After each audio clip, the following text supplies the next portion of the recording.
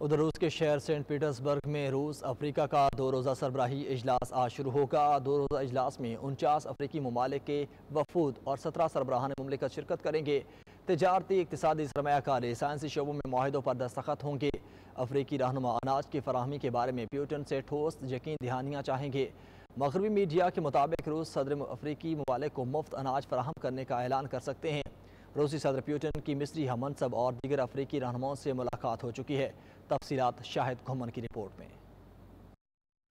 Saint Petersburg میں ہونے والے دوسرے سالانہ رشیا افریقہ سربراہی اجلاس میں روسی صدر ولادیمیر پوتن خصوصی طور پر شرکت کریں گے۔ وہ اس موقع پر اجلاس سے خصوصی خطاب بھی کریں گے۔ صدر پوتن روس اور افریقی ممالک کے درمیان سیاسی، اقتصادی اور انسانی ہمدردی کے شعبوں میں تعلقات کے فروغ اور دیگر اہم موضوعات پر خطاب کریں گے۔ رشیا افریقہ سربراہی اجلاس میں روسی اور افریقی حکام، کاروباری شخصیات اور عوامی شخصیات کو سیشن میں شرکت کے لیے مدعو کیا گیا ہے۔ اس موقع پر روسی صدر ولادیمیر پوتن کی افریقی علاقائی تنظیموں کے سربراہوں سے ملاقاتیں بھی طے ہیں۔ رشیا افریقہ سربراہی اجلاس میں تجارتی، اقتصادی، سرمایہ کاری، سائنسی، تکنیکی، ثقافتی اور انسانی ہمدردی کے شعبوں میں درجنوں بین الحکومتی اور بین الاضلاع معاہدوں پر دستخط کیے جانے کا امکان ہے۔ اس کے علاوہ روسی صدر اور متعدد افریقی ریاستوں کے رہنما افریقی امن اقدامات کے تحت یوکرین کے ارد گرد کی صورتحال کو حل کرنے کے لیے ممکنہ طریقوں پر بات چیت بھی جاری رکھیں گے۔ اجلاس کے دوران صدر پوتن سربراہی اجلاس میں شریک تمام افریقی ممالک کے سربراہان سے 2 طرفہ ملاقات اور خصوصی بات چیت بھی کریں گے۔